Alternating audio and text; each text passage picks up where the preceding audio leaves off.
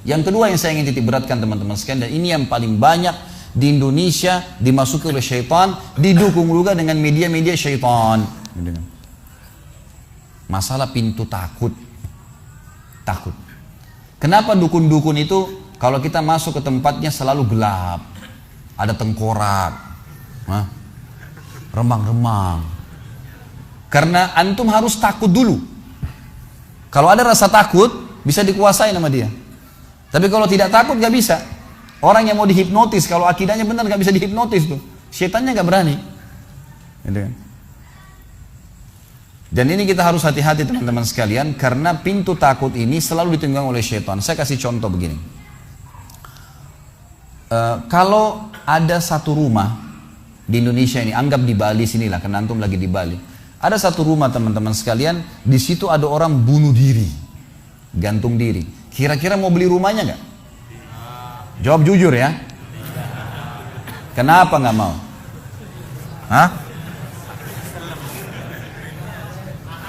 Setelah saya jelaskan malam ini, beli besok ya. Diskonnya buat saya. Baik. Banyak orang jawabannya takut. Kenapa takut? Ada ruh gentayangan. Baik, simpan contoh itu. Ada contoh kedua teman-teman. Ada satu rumah, tadi bunuh diri ya. Sekarang satu rumah dibunuh oleh perampok. Mau beli rumahnya nggak?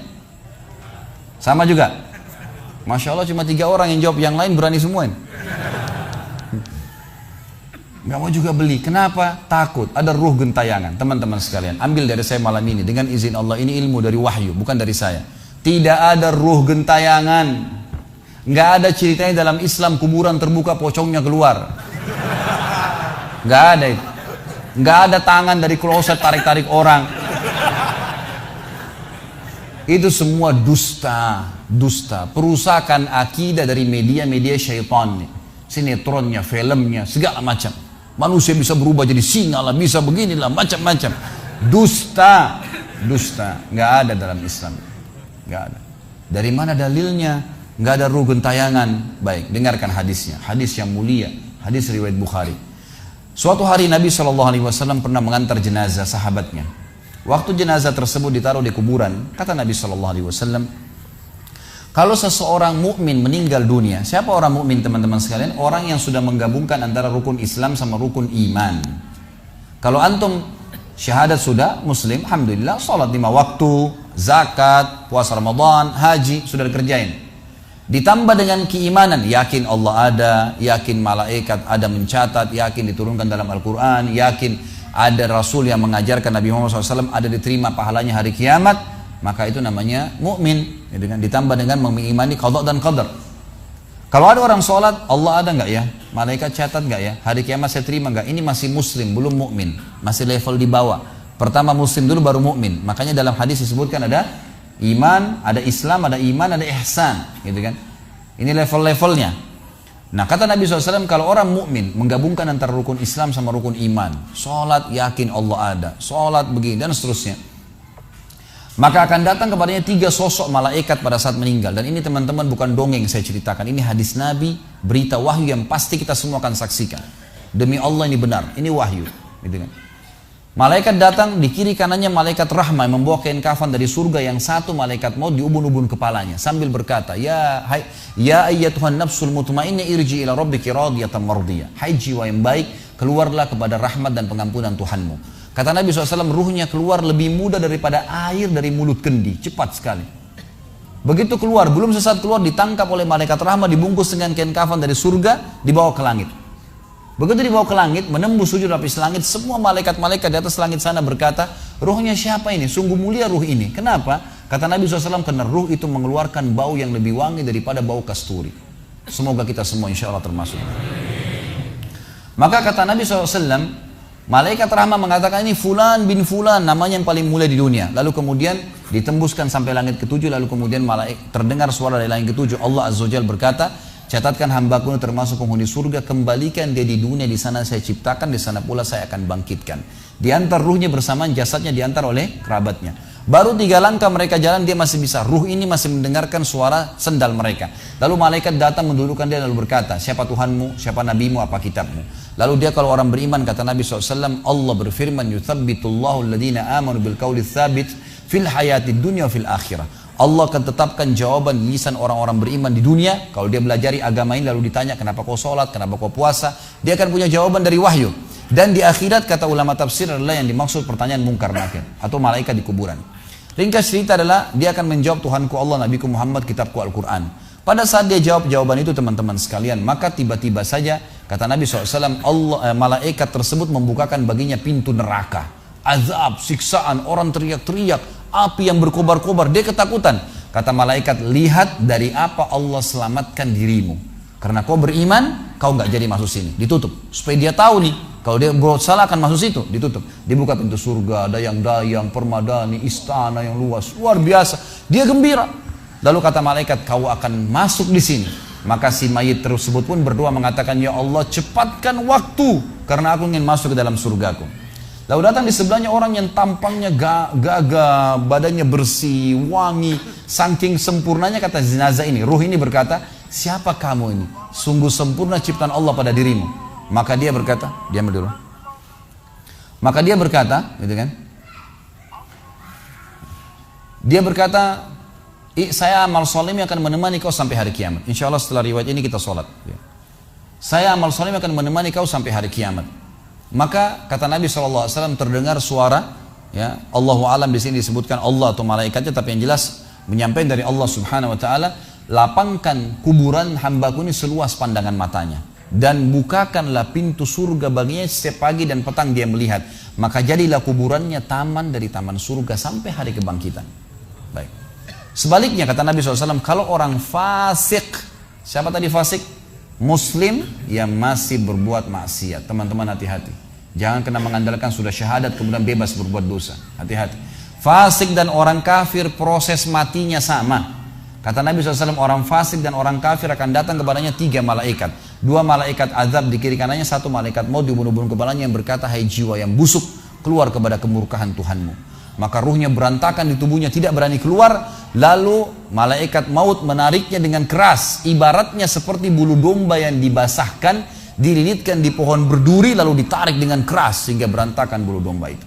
Keluar, belum sesaat keluar ditangkap oleh malaikat azab, dibungkus dengan kain kafan dari neraka, dibawa. Baru langit pertama nggak dibukain pintu oleh para malaikat. Lalu malaikat langit berkata, siapa ruh ini? Sungguh buruk ruh ini. Kenapa? Kata Nabi SAW, karena ruh itu mengeluarkan bau yang lebih busuk daripada bau bangkai. Wa na'udzubillah. Lalu malaikat azab membawa mengatakan, ini ruhnya fulan bin fulan, ya, orang yang disebutkan nama paling buruk di dunia. Lalu terdengar suara dari langit, Allah berkata, catatkan hambaku ini termasuk penghuni neraka. Di sana kembalikan dia di dunia, di sana saya ciptakan, di sana pula saya akan bangkitkan. Di antara ruhnya bersamaan pengantarnya mengantar jenazahnya. Begitu masuk dan 3 langkah, ya, orang-orang mengantarnya lewat, malaikat datang mendudukkan dia, mengatakan siapa Tuhanmu, siapa nabimu, apa kitabmu. Walaupun muslim, rekam baik-baik ini, ya, lahir dalam keadaan Islam, sesekali sholat, fasik, masih banyak maksiat, tidak tobat sebelum meninggal, sama. Jawabannya kata Nabi SAW dengan orang kafir, innama aqulu kama kana yaqulun nas. Saya nggak tahu, saya cuma ikut-ikut dulu orang bilang apa, nggak bisa jawab. Lalu kemudian dibukakan baginya pintu surga, dayang-dayang, permadani, istana, pemandangan yang luar biasa, gitu kan? Maka dia kagum, kata malaikat, lihat dari apa kau haramkan dirimu. Dulu kau bisa masuk sini, tapi kau tidak mau. Ditutup, dibuka pintu neraka, azab, siksaan, orang dipotong, teriak-teriak, kesakitan. Lalu dia ketakutan, kata malaikat, ini tempat kau selamanya, kau tidak akan bisa lari. Maka dia berdoa mengatakan, ya Allah, jangan kau cepatkan waktu karena aku tidak ingin masuk ke dalam nerakaku. Lalu datang di sebelahnya orang yang buruk tampangnya, bau badannya nggak enak. Lalu saking buruknya, kata jenazah ini, kata ruh ini, siapa kamu ini? Pergi dari saya, sungguh buruk ciptaan Allah pada dirimu. Maka dia mengatakan, tidak, saya amal burukmu yang akan menemani kau sampai hari kiamat. Lalu dalam penutupan hadis Bukhari ada 2 riwayat. Yang pertama, Allah Azza wa Jal, ya, mengirim kepadanya malaikat yang tidak punya penglihatan dan pendengaran. Allahu alam bagaimana nih? Yang membawa sebuah besi, yang kalau besi itu seluruh jin dan manusia bersatu mau membalik saja mereka tidak mampu. Bayangkan seluruh jin miliaran, seluruh manusia miliaran, balik saja mereka tidak mampu. Ini saking kuatnya malaikat tersebut. Maka menghantamkan ke tubuh orang ini, hancur, diutuhkan kembali lagi. Begitu terus sampai hari kiamat. Riwayat yang kedua mengatakan, Allah Azza wa Jal membuat dinding kuburannya merengut tubuhnya, menjepit tubuhnya sampai seperti ini tulang rusuknya. Kembali lagi. Kata ulama hadis digabungkan keduanya. Dipukul sambil diremukkan, dikembalikan lagi. Begitu terus sampai hari kiamat. Maka teman-teman sekalian, dalil ini sebagai penutup dalam sesi pertama materi kita, teman-teman sekalian, dalil ini menjelaskan tidak adanya rugen tayangan dalam Islam. Gak ada. Kita tarik ke contoh tadi. Orang yang bunuh diri tadi berdosa besar bukan? Dosa besar. Berarti dia meninggal sekarang di kuburan lagi disiksa. Gak ada ceritanya keluar ganggu orang atau balas dendam. Gak ada waktu. Hancur, remuk, dikembalikan lagi. Begitu terus. Kemudian juga sama, orang tadi contoh kedua yang dibunuh sekeluarga, kalau dia muslim maka dia mati syahid. Matinya mulia bukan? Mulia. Berarti lagi nikmatin kuburannya taman dari taman surga. Nggak ada ceritanya tuh mereka keluar lagi ganggu orang. Gitu kan. Jadi mulai sekarang beli rumah yang banyak dianggap keramat tuh. Bacain surah Al-Baqarah, ada semua syaitannya tuh. Harus yakin dengan sabda Nabi SAW, rumah yang dibaca surah Al-Baqarah tidak akan masuk syaitan. Nggak ada. Takut semua syaitannya. Baik, kita tutup dengan kata-kata saya teman-teman sekalian. Lalu dari mana kalau saya beli rumah saya pernah dengar suara bayi di atas rumah, atap rumah saya. Saya pernah dengar suara cangkul di belakang rumah, pintu bunyi sendiri, gitu kan. Itu semua permainan syaitan yang ada di sekitar rumah itu, atau Anda yang bermasalah. Harus diruqyah. Dibacain ayat, ada sihirnya tuh. Mungkin pernah mandi dulu ilmu kebal, mungkin pernah ini, mungkin pernah bersemedi, apalah macam-macam yang khurafat ini, maka dia harus diruqyah. Jadi harus diobatin. Baik, begini contohnya. Kalau kita lagi lewatin tadi rumah yang orang ada bunuh diri, ini kalau ada syaitan di sini marah dengan saya, tapi saya nggak peduli. Emang dia musuh kita. A'udzubillahi minasyaitonirrajim. Gitu kan. Allah hancurin mereka. Gitu kan. Yang jelas teman-teman sekalian, kalau kita lewat di rumah yang ada orang bunuh diri, gitu kan. Misal pagarnya 10 meter, begitu kita jalan 1 meter pertama, semua syaitan itu ngerumunin kita tuh. Tuh yang bunuh diri itu perempuan, matanya belalak, rambutnya panjang, keluar darah dari hidungnya. Terus dibisikin. Orang yang takut, manusia yang takut, maka pada saat dia balik ke tempat yang tadi syaitan bisikin dia itu, dia lihat betul nanti perempuan tuh. Karena dia takut, jadi dia bisa lihat. Yang takut saja bisa lihat, yang tidak takut tidak bakal lihat. Makanya kalau ada temannya jalan di sebelah nggak takut, tanya, kau lihat nggak? Dia bilang nggak. Kalau dia bayangkan nenek-nenek, dia lihat nenek-nenek temannya. Permainan syaitan. Maka orang beriman mustahil melihat yang seperti itu. Gak ada ceritanya. Atau dasarnya orang itu kena sihir tadi.